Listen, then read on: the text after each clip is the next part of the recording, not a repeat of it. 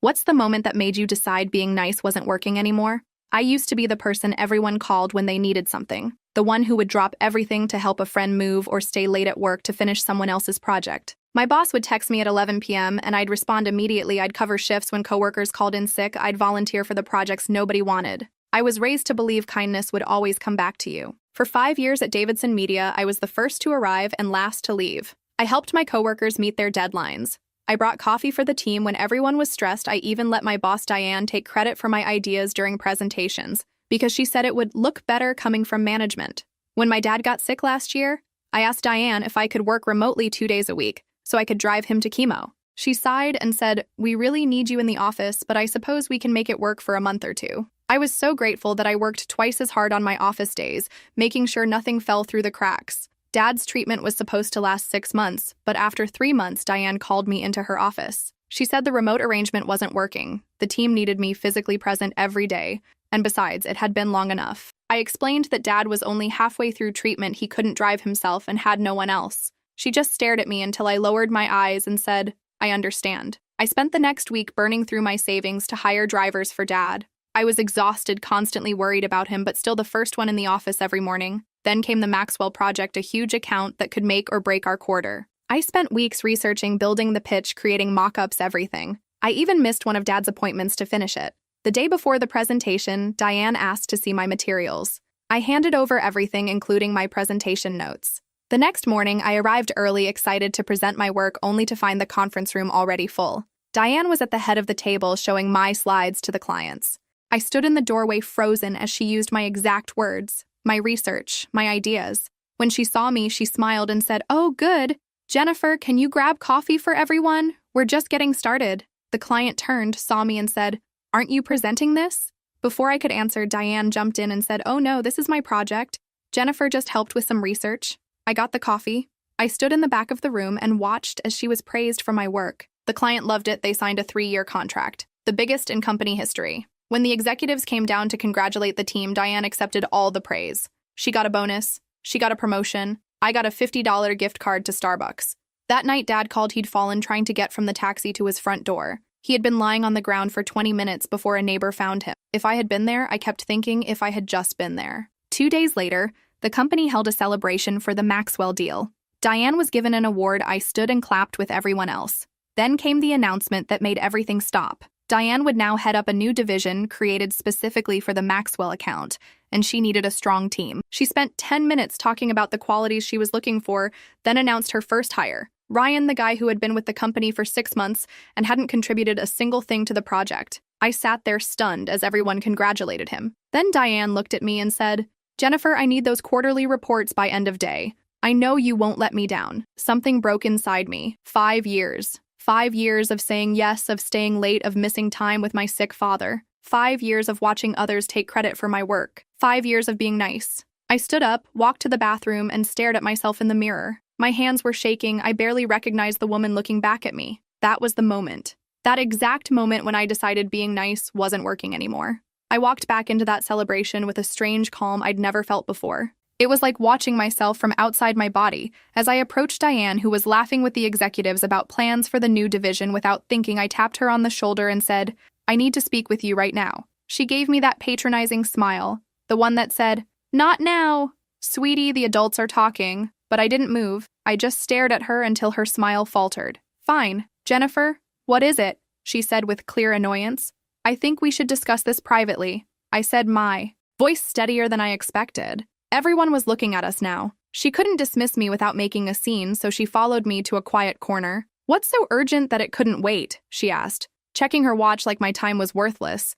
"I want to know why Ryan is being moved to the Maxwell team. When I created the entire presentation, the research, the pitch, everything." Diane's eyes narrowed just slightly before that fake smile returned. "Jennifer, we've discussed this. It was a team effort. And as your manager, I decided how to allocate the resources."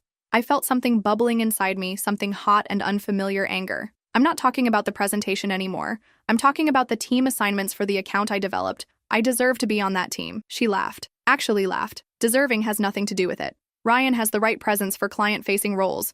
You're more of a behind-the-scenes person, Jennifer. And that's where you excel, behind the scenes."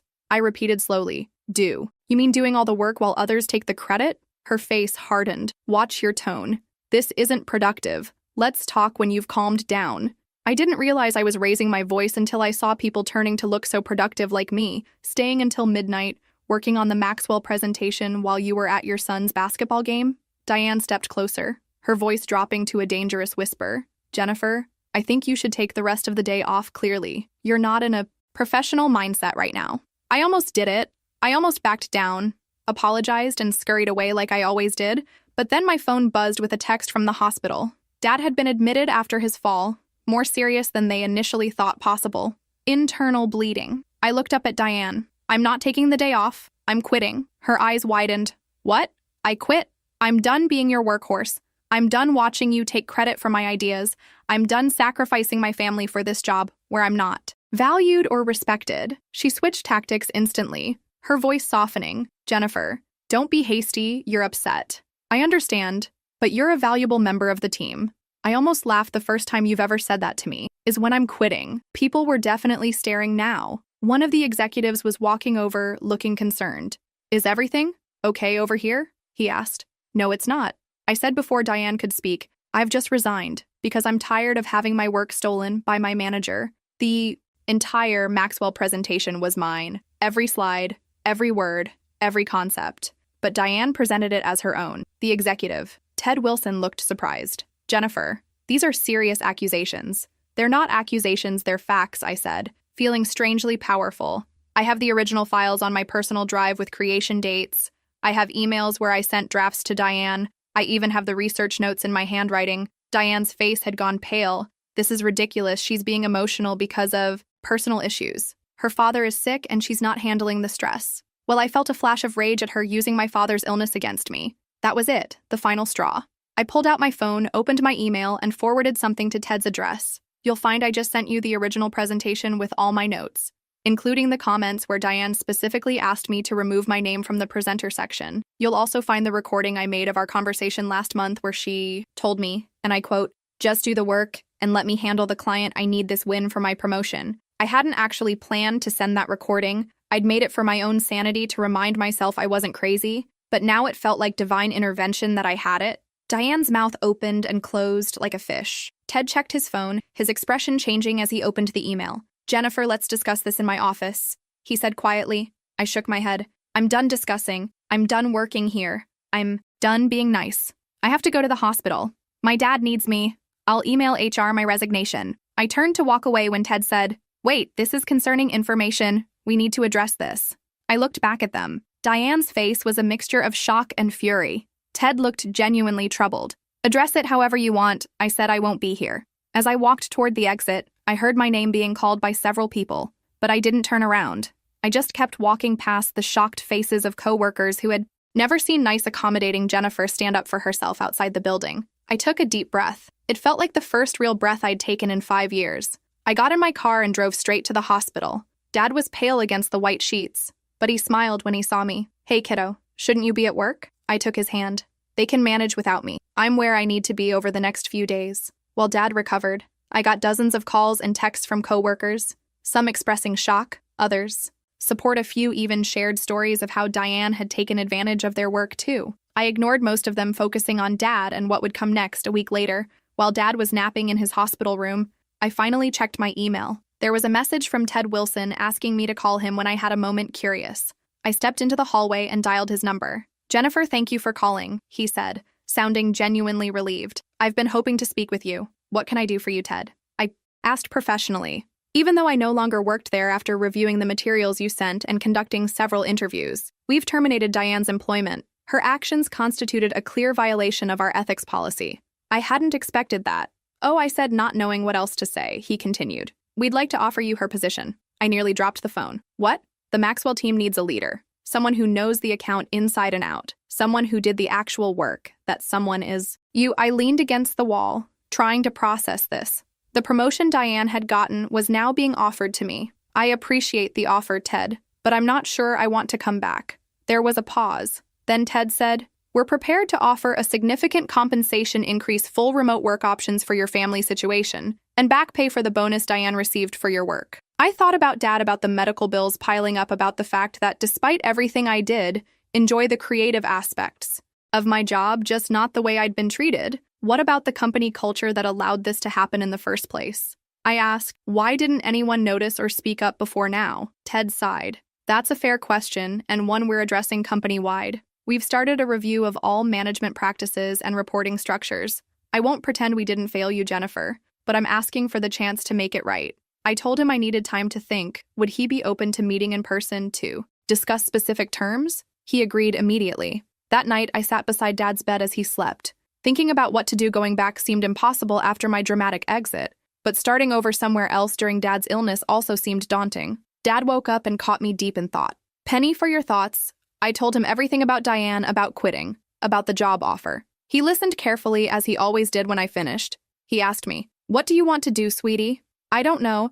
Admitted, part of me wants to go back and show them I can lead without becoming like Diane. Part of me wants to walk away and start fresh. He nodded, both valid. But let me ask you this. When did you feel most like yourself this past week? I thought about it when I finally stood up to Diane, when I stopped being a doormat. Exactly. He said, you don't have to decide whether to take the job right now. But whatever you choose, don't go back to being the old Jennifer, the one who let people walk all over her. I met with Ted the next day and laid out my conditions: full remote work flexibility during Dad's treatment, a team of my choosing, and most importantly, a company-wide attribution policy, ensuring people received credit for their work. To my surprise, he agreed to everything. I started my new role the following month, working primarily from Dad's house. While he recovered, the team respected me because I respected them. We completed the first phase of the Maxwell project ahead of schedule and under budget. It wasn't always smooth sailing. Some people who had known the old Jennifer tried to take advantage, assuming I'd still be a pushover.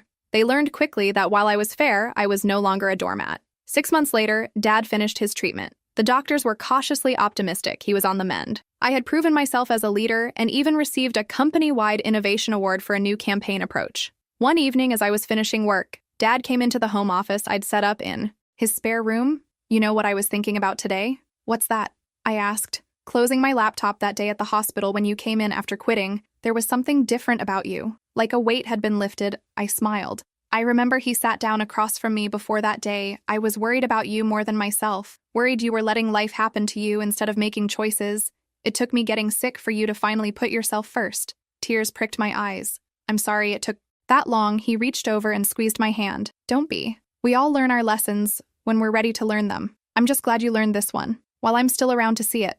We sat in comfortable silence for a moment before he added, "Your mother would be proud of you. She never took crap from anyone either." That made me laugh. Mom certainly wasn't a pushover. Late that night, I found myself thinking about the person I used to be, always saying yes, always accommodating everyone else's needs before my own. I didn't hate that person. She was kind and well-intentioned, but she was also afraid of conflict, afraid of disapproval, afraid of standing alone. The woman I'd become wasn't fearless, but she faced her fears. She set boundaries. She demanded respect, and strangely enough, she received it far more often than the woman who had begged for it. The following week, I received an email from Ryan. Of all people, he'd been reassigned after I took over, and was now working under another manager who apparently made Diane look positively angelic in comparison. The email was asking if I had any openings on my team. He'd heard I was a fair boss who gave credit where it was due. I stared at the email for a long time, thinking about how desperate I had been for recognition, how I would have jumped at any chance to work for someone who valued me.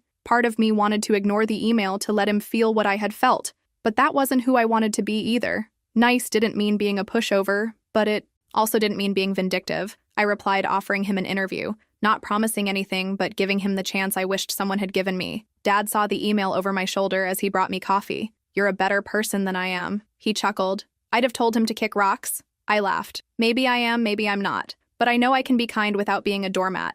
Now I decide where my boundaries are. Not everyone else exactly, he said, raising his coffee mug in a toast to boundaries. "And the daughter who finally found hers?"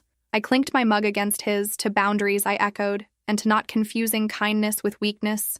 It had been a long journey from the woman crying in the bathroom mirror to the leader sitting confidently in her home office, but I wouldn't trade it for anything, not even for the comfortable invisibility of always being nice. Sometimes the kindest thing you can do for yourself is to stop being so nice to everyone else. It doesn't mean becoming cruel. It just means making room for your own needs alongside others. And that moment in the bathroom when I decided being nice wasn't working anymore, it wasn't the end of kindness. It was the beginning of self-respect. And remarkably, those two things could exist side by side if you were brave enough to make space for both. 2 years later, I'm still at Davidson Media now. As a director, I've built a team that's known for both excellence and ethics. We credit each contributor by name on every project, large or small, we've become. The division everyone wants to work for Dad's cancer is in remission. He's taken up golf and complains constantly about his swing. He comes to the office holiday party each year and tells embarrassing stories about me last month. Diane applied for a position in my department. She didn't recognize my married name on the job posting when she walked in for the interview and saw me. Her face went through about 5 emotions. In 3 seconds, I conducted the interview professionally, asked relevant questions, and thanked her for her time. I didn't hire her, not out of revenge, but because there were better candidates, people who valued collaboration and integrity as she was leaving. She paused at the door. "You've changed, Jennifer." I smiled. "Yes, I have. Thank you for noticing." She looked confused. "You're thanking me?" "In a way, yes. If you hadn't pushed me to my breaking point, I might never have found my strength. So in a strange way, you helped me become who I needed to be." She didn't know what to say to that, so she just nodded and left. That night, I told Dad about the interview. He roared with laughter, slapping his knee. The look on her face must have been priceless. It was, I admitted. But you know what's funny? I actually meant what I said to her. I am grateful in a weird way. He nodded sagely. Sometimes our worst moments lead to our best decisions. I think about that bathroom mirror moment, often the tear-streaked face, the shaking hands, the absolute certainty that something had to change. It was rock bottom, but it was also the foundation I built everything else on. So when people ask me the moment I decided being nice wasn't working anymore, I tell them it wasn't about stopping being nice. It was about starting to be nice to myself too, and that has made all the difference.